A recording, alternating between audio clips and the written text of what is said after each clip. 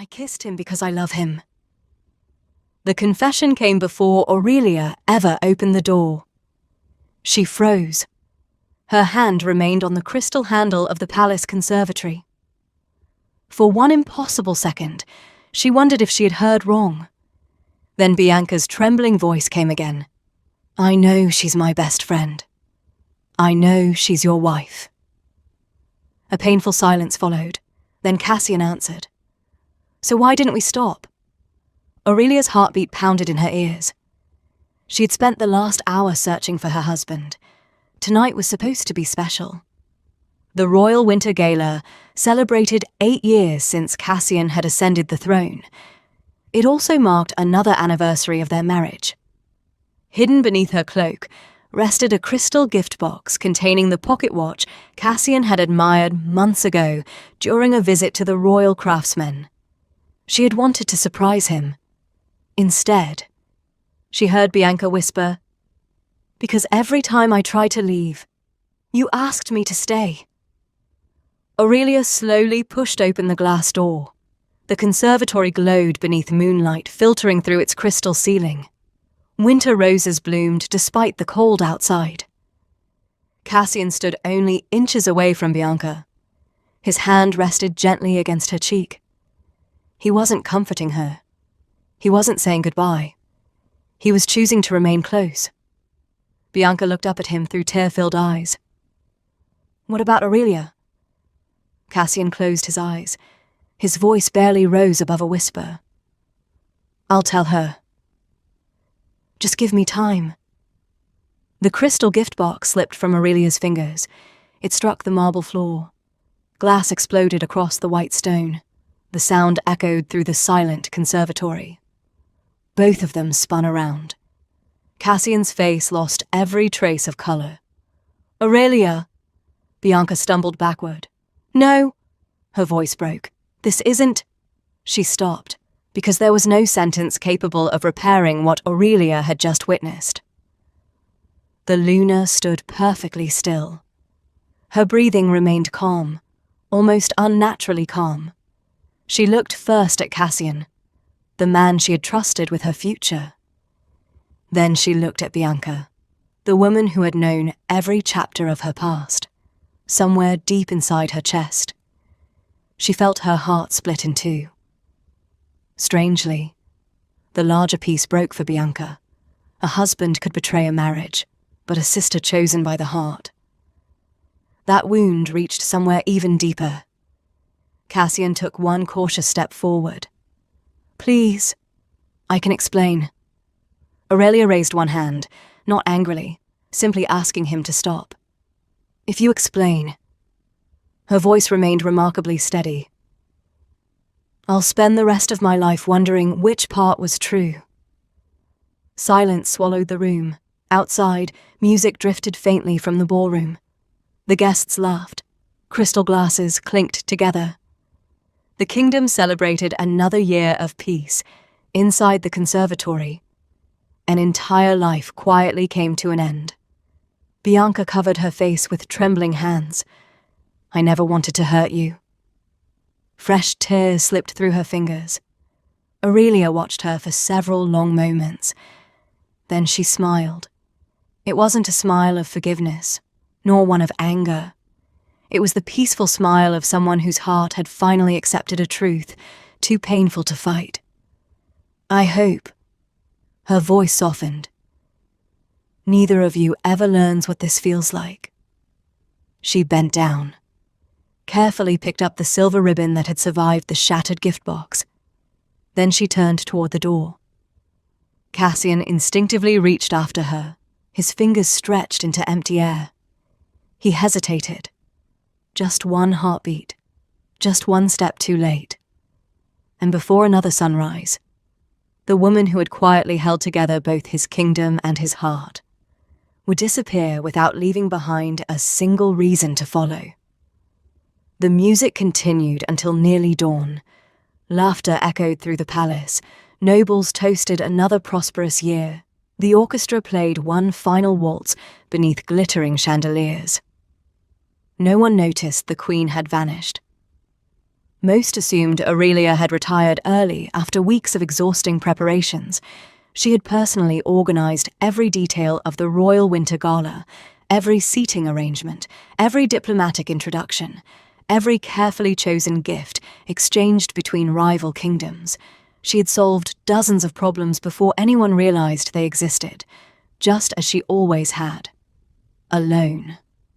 Inside the lunar wing, silence settled over the empty corridors. Aurelia slowly opened the doors to her private chambers. Moonlight spilled across polished wooden floors. The room looked exactly as it had that morning. Only she had changed. She crossed to the fireplace first. Above it hung the portrait painted on the day she became Luna. Cassian stood proudly beside her. His hand rested over hers. Both of them smiled with the confidence of two people who believed trust would last forever. She studied the painting for a long moment, then quietly turned away. Some memories deserved to remain untouched. Others had already become ghosts. She entered her dressing chamber. Rows of elegant gowns shimmered beneath soft candlelight. Every dress carried a story. The emerald gown from the Spring Alliance Treaty, the silver gown worn during the Northern Peace Accord, the sapphire velvet she had chosen for tonight's celebration. She gently brushed her fingers across the fabric, then closed the wardrobe. None of it belonged to the woman she would become tomorrow. On the center table rested the lunar crown.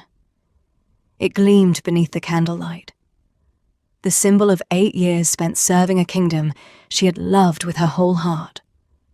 She lifted it carefully, not with bitterness, with gratitude. "I tried." The whisper disappeared into the quiet room. She placed the crown back onto its velvet cushion. One by one, she removed every piece of royal jewelry. The sapphire necklace gifted after ending the border wars, the diamond bracelets presented by grateful village elders, the silver ceremonial seal that had approved hundreds of laws. Finally, she slid her wedding ring from her finger. It resisted at first, as though even it didn't wish to let go. She laid it gently beside the crown. No tears came. She had cried enough inside her heart already. At the back of her wardrobe stood a small cedar chest. Inside rested the only thing she truly wished to carry: her mother's worn leather diary. Its pages were filled with lessons about dignity and courage, a silver compass that had belonged to her father. He had once told her, "If you ever lose your way, follow the direction that lets you respect yourself." Finally, she lifted a tiny cloth pouch tied with faded blue ribbon. Wildflower seeds, a childhood gift from Bianca. For one painful moment, she almost left them behind. Instead, she tucked them gently into her traveling bag. Not because they reminded her of betrayal, because they reminded her that something beautiful had existed long before one terrible choice destroyed it. She entered Cassian's study one final time. His desk remained scattered with speeches from the gala. She placed a folded letter neatly at its center. Its message contained only 3 sentences. "I could forgive a faithless husband. I could never survive a faithless friend. Please don't search for me." She signed only her name. Nothing else needed saying. Before dawn, wearing an ordinary grey travel cloak, Aurelia walked quietly through the eastern palace gate. The guards bowed politely. Neither recognized the woman disappearing into the morning mist. By the time the first rays of sunlight touched the palace towers, the lunar wing stood completely empty, and the kingdom had already lost the woman holding its heart together. Cassian woke, expecting forgiveness. Not because he deserved it, because Aurelia had always believed broken things could be repaired. For 8 years, she had settled feuds between rival alphas, restored trade after failed harvests, found peaceful answers where everyone else expected war. If anyone could survive one terrible mistake, it would be Aurelia. He reached across the bed. Cold sheets greeted his hand. His eyes opened immediately. "Aurelia?" Silence. He searched the sitting room. The breakfast tray she always prepared before sunrise wasn't there. Fresh flowers no longer decorated the windows. The fire had burned itself into grey ash. Something felt terribly wrong. He hurried toward the dressing chamber. The lunar crown rested quietly upon its velvet cushion. Beside it lay her wedding ring. His heart dropped. No. The word escaped before he realized he had spoken. Moments later, Captain Gareth rushed into the room. "Your Majesty." "The Queen cannot be found." Cassian looked up sharply. "What do you mean she cannot be found?" "We've searched the palace, the gardens, the stables. She's gone." His pulse quickened. "My study." He almost ran. The folded letter waited exactly where Aurelia had placed it. His hands trembled as he opened it. "I could forgive a faithless husband." His breathing became uneven. "I could never survive a faithless friend." Every word struck like a blade. "Please don't search for me. Nothing more. No accusations. No demands. No curses. Only goodbye." Cassian lowered himself into the chair behind his desk. For the first time since becoming Alpha King, he had no idea what to do. By afternoon, rumors spread throughout the palace. Some believed the Queen had traveled to visit distant relatives. Others feared she had been kidnapped. Only Bianca knew the truth. She entered the throne room wearing yesterday's gown. Dark circles surrounded eyes swollen from hours of crying. Cassian looked at her. She could barely meet his gaze. "I ended it." Her voice was barely audible. "I told myself it wasn't love. I told myself I was confused." Fresh tears rolled down her face. But every lie I told myself still hurt the same person. Cassian closed his eyes. "There isn't anything left to save." Bianca nodded slowly. "I know." She removed the sapphire necklace Cassian had once given her. Placed it gently upon the council table. "I don't deserve this." She turned toward the doors. "And I don't deserve her friendship."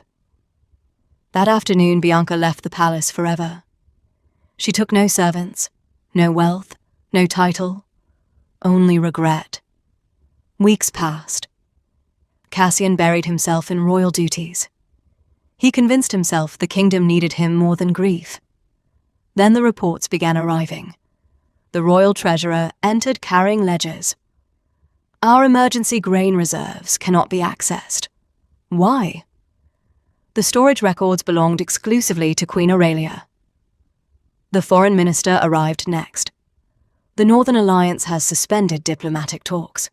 "I thought the treaty lasted another decade." It did. But only because Queen Aurelia personally maintained correspondence with their ruling families. Another minister entered, then another. Trade agreements quietly expired.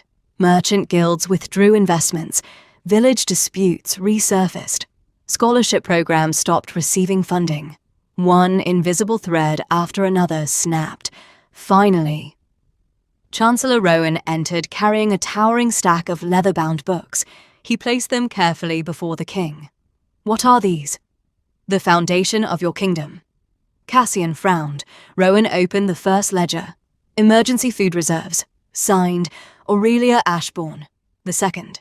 "International trade agreements." Signed, Aurelia Ashbourne. The third. "Peace negotiations, disaster relief, education programs, infrastructure plans." Every page carried the same elegant signature. Rowan looked quietly at his king. "Your Majesty, you believed you ruled beside your queen." He rested one hand upon the ledgers. "The truth is, she quietly carried the kingdom while the rest of us admired the throne. Far beyond the Eastern Sea, another kingdom was already rising.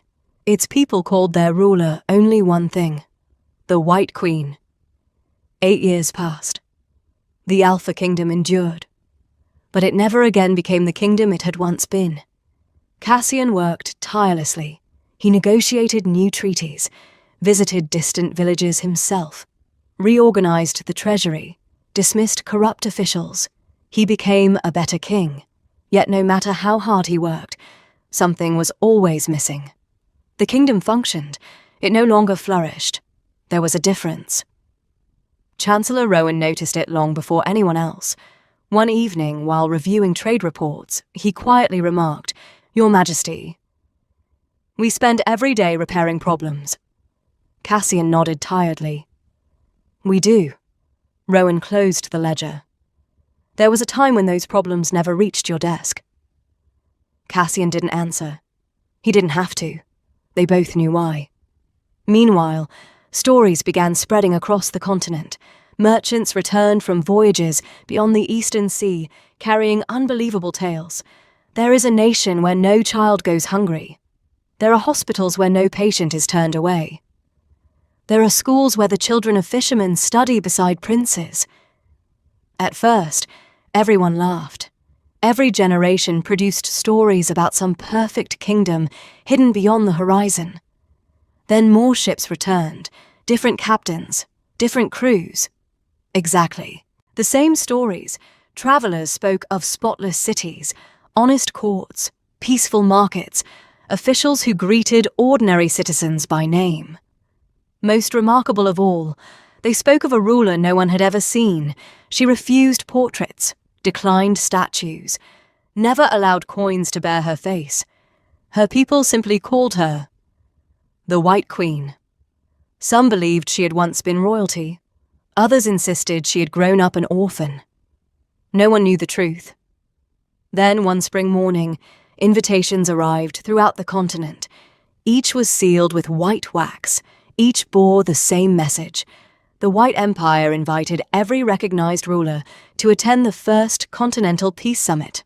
Its purpose was ambitious: a permanent alliance of trade, education, medicine, agriculture, justice. Never before had a single nation attempted to unite kingdoms through cooperation instead of conquest. Cassian accepted immediately. Something about the White Empire refused to leave his thoughts. As his ship entered the Imperial Harbour, weeks later, he finally understood why. Everything reminded him of Aurelia, not because the buildings resembled his old palace. They didn't. Because every detail reflected the way she had always thought.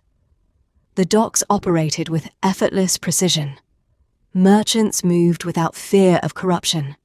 Children laughed while carrying books through wide stone streets. Widows received assistance without begging. Veterans worked proudly instead of hiding forgotten wounds.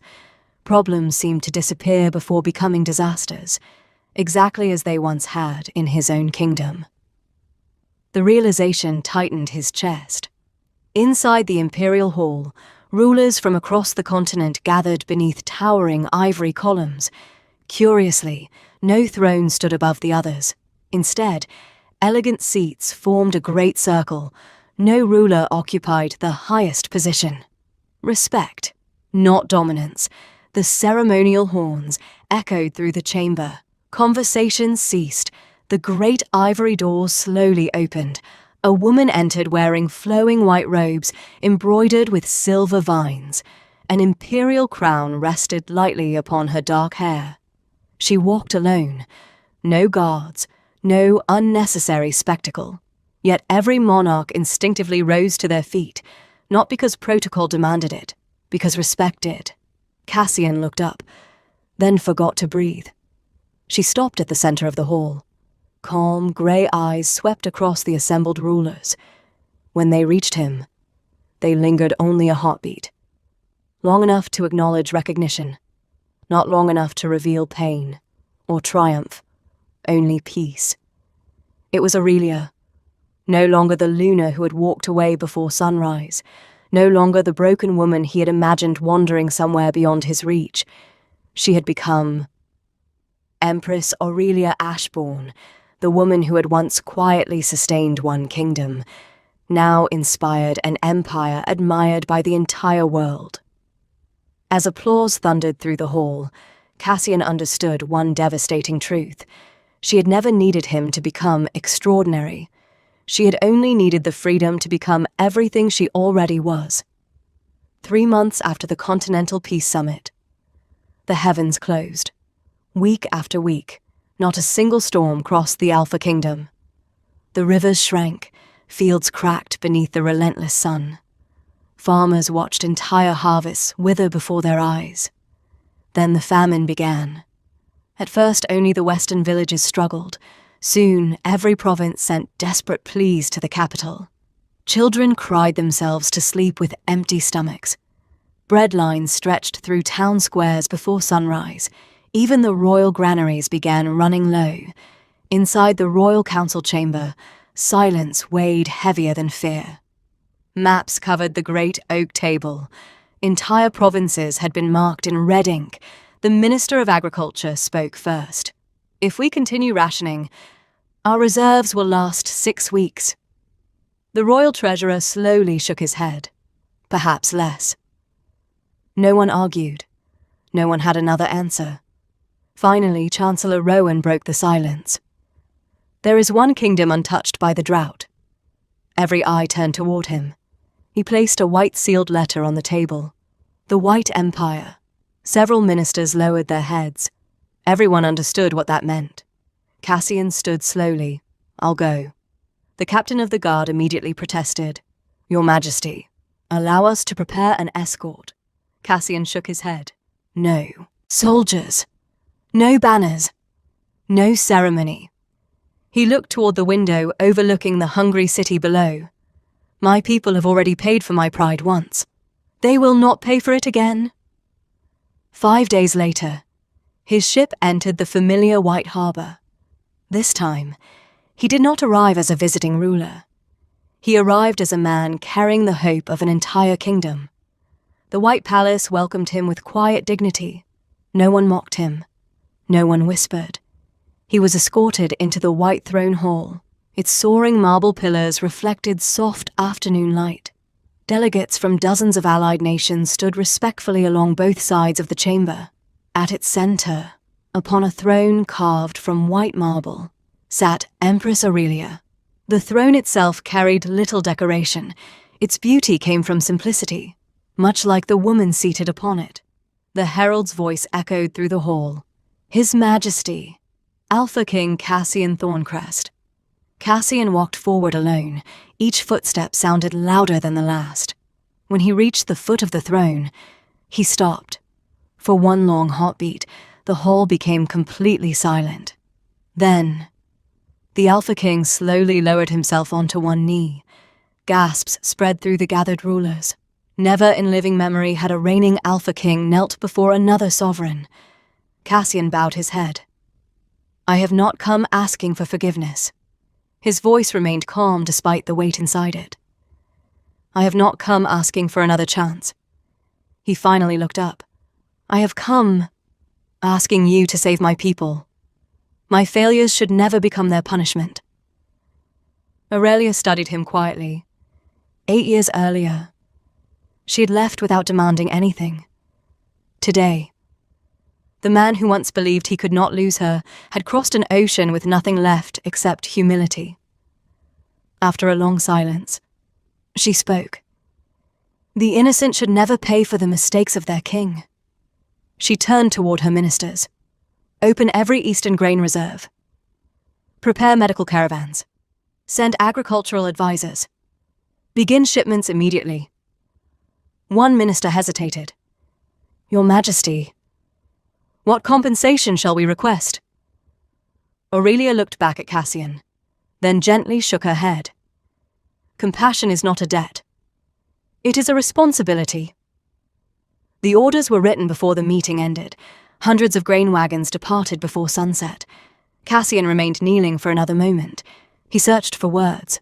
None seemed worthy. Finally, he whispered, "Thank you." Aurelia smiled with quiet grace. "Feed your people well, Cassian." In that moment, every ruler present understood why history would remember her not merely as an empress, but as the woman who proved mercy is the greatest expression of strength. The grain caravans left the White Empire before dawn. Hundreds of wagons rolled west beneath banners of white and silver. Each carried grain, medicine, seeds for the next planting season. No invoices accompanied them. No contracts demanded repayment. No political conditions were attached. The White Empire did not trade in suffering, it answered it. Across the continent, rulers praised Empress Aurelia's generosity. She accepted none of the praise.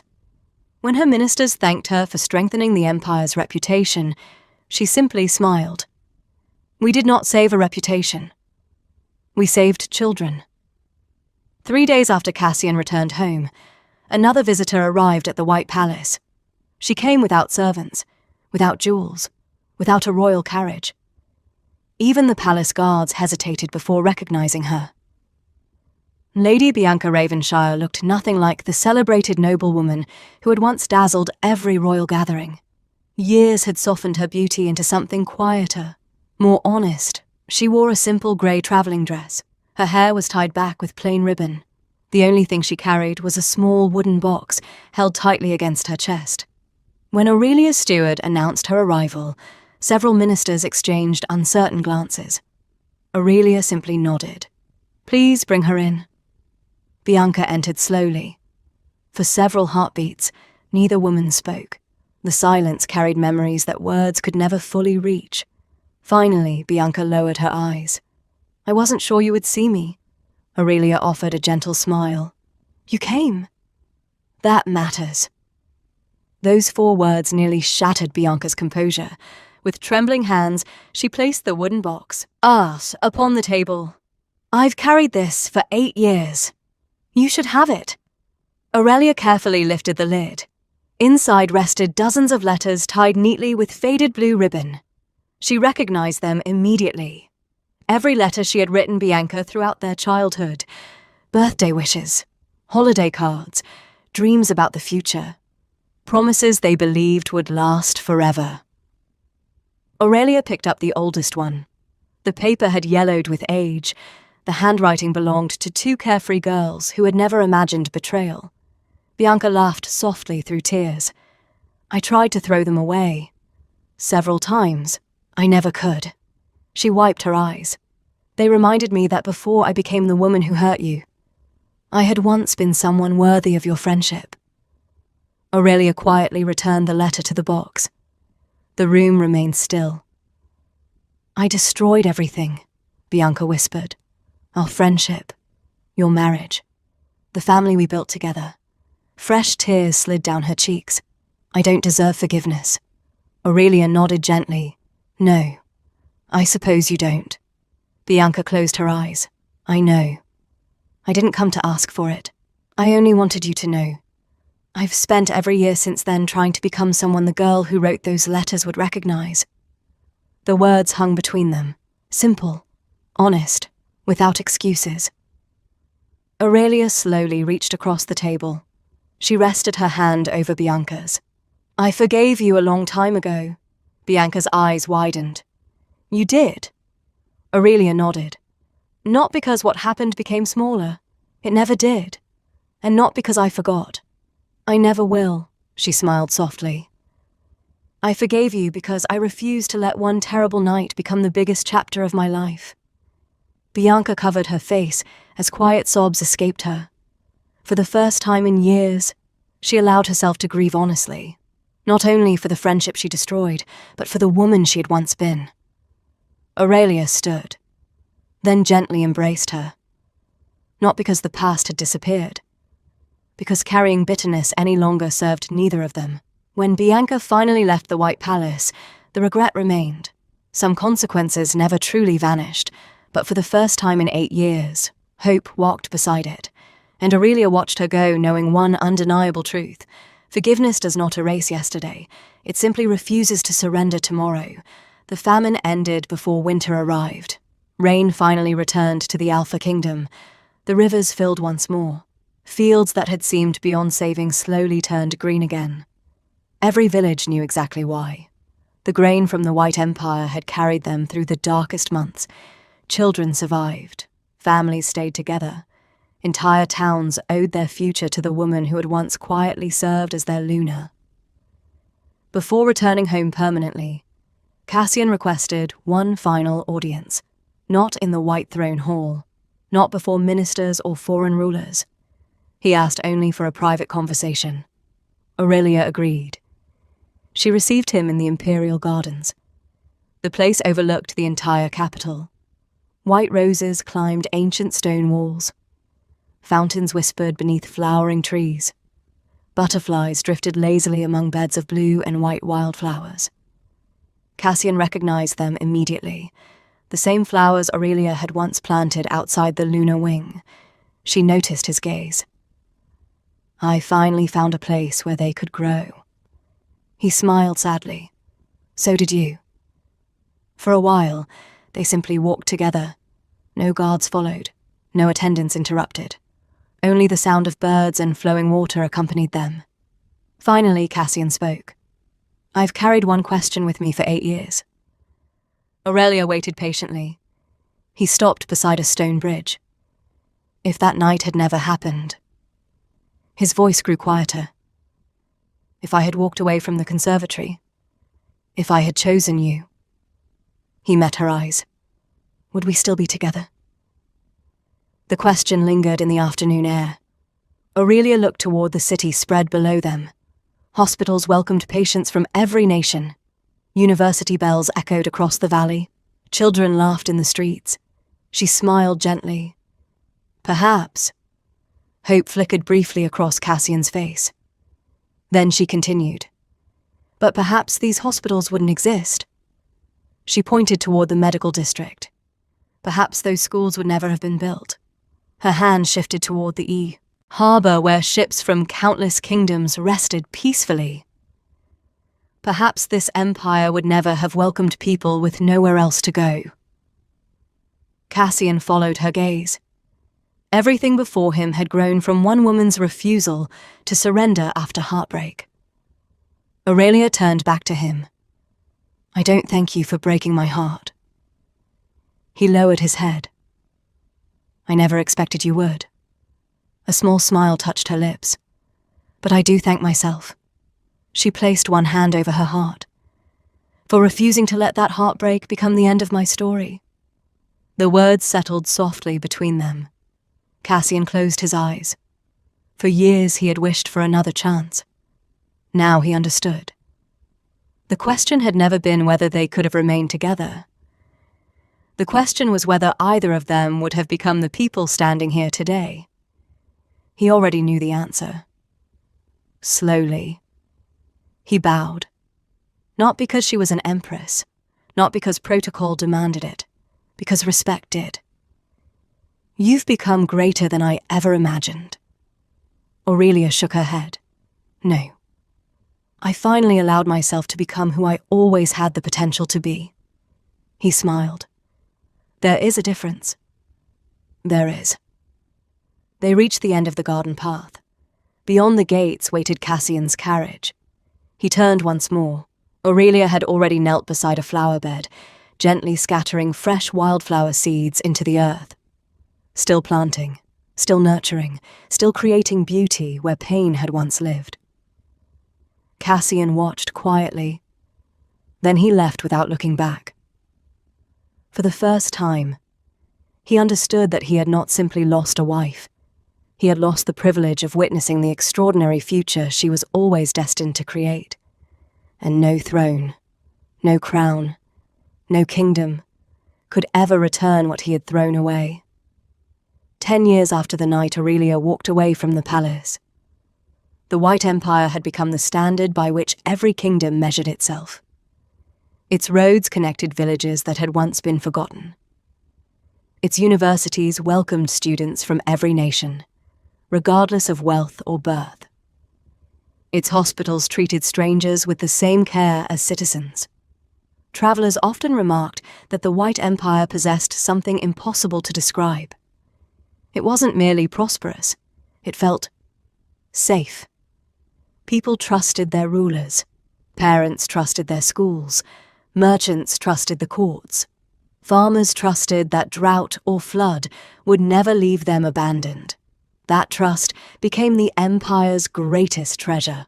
One spring morning, Aurelia visited the Imperial Academy. Future rulers from across the continent studied there. Princes, princesses, young alphas, future queens, even the children of blacksmiths and fishermen sat beside future monarchs. Aurelia insisted leadership should never belong only to the privileged. During one lesson, a young princess raised her hand. "Your Majesty."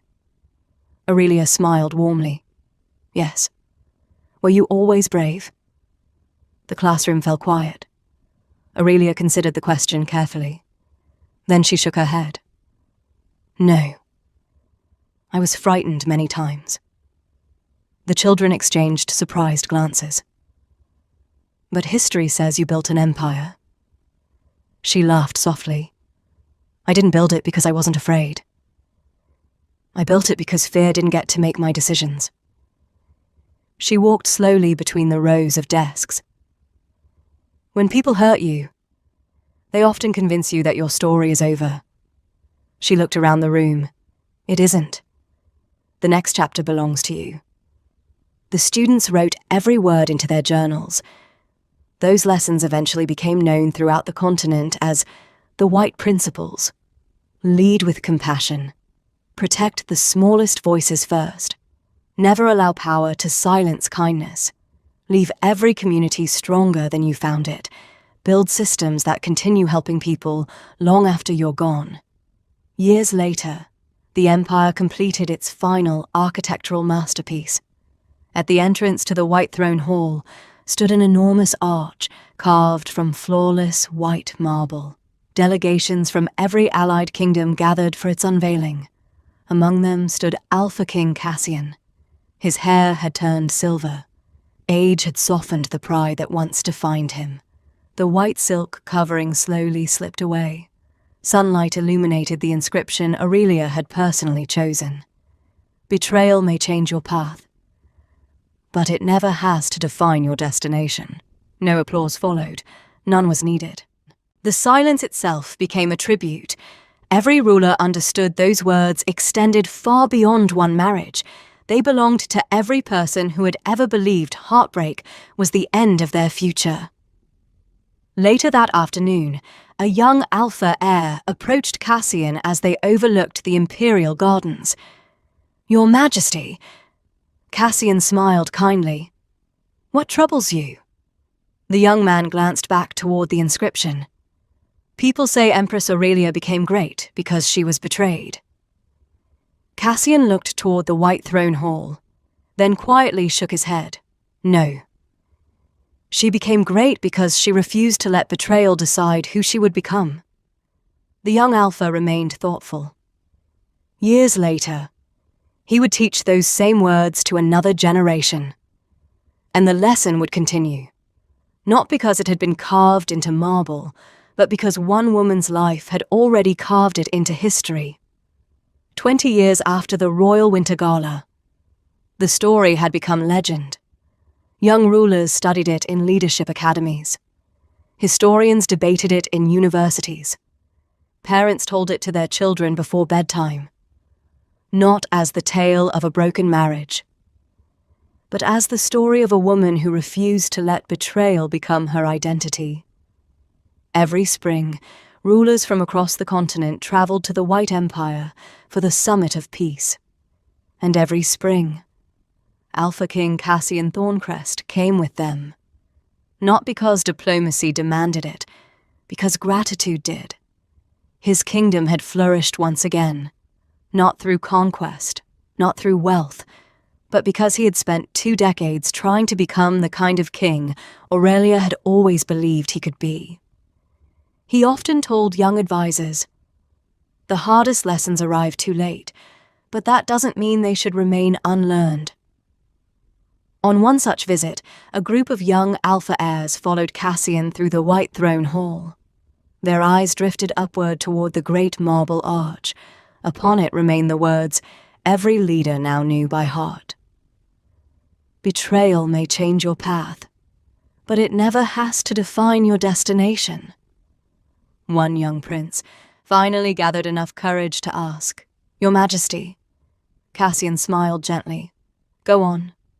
They say you lost everything, but you still ruled your kingdom. You still wore your crown. What did you truly lose?" The hall became very quiet. Cassian looked toward the far end of the chamber. Aurelia stood there speaking with a delegation of young healers.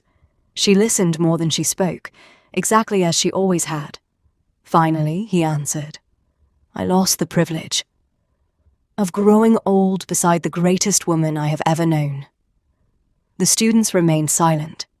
He continued, "I thought my greatest mistake was betraying my wife." He shook his head slowly. "It wasn't.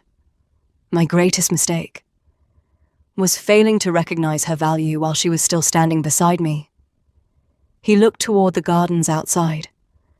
"I believed I had lost a marriage. The truth is, I lost the heart of my kingdom, the wisest counselor I ever had, the most compassionate leader I have ever known, and the future we could have built together." The young prince lowered his eyes. "Do you still regret it?"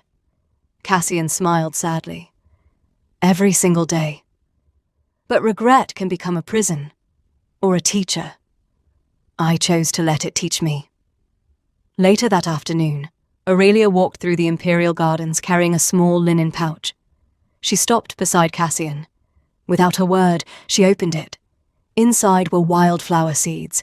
He recognized them instantly. "The same ones?" She nodded. "The last seeds from the pouch I carried the night I left." Together they looked across the hillside below the palace. Thousands of white and blue wildflowers danced beneath the spring breeze.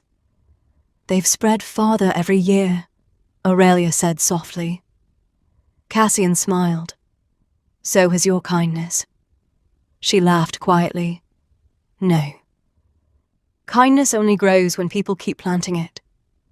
For a long moment, they stood in peaceful silence, not as husband and wife, not as two people trying to reclaim what had been lost, but as two rulers who understood that healing sometimes creates a future neither person could have imagined. History remembered many victorious Alpha Kings, but generations remembered Empress Aurelia Ashbourne for something greater. She proved that betrayal may change your path, but it never has to define your destination.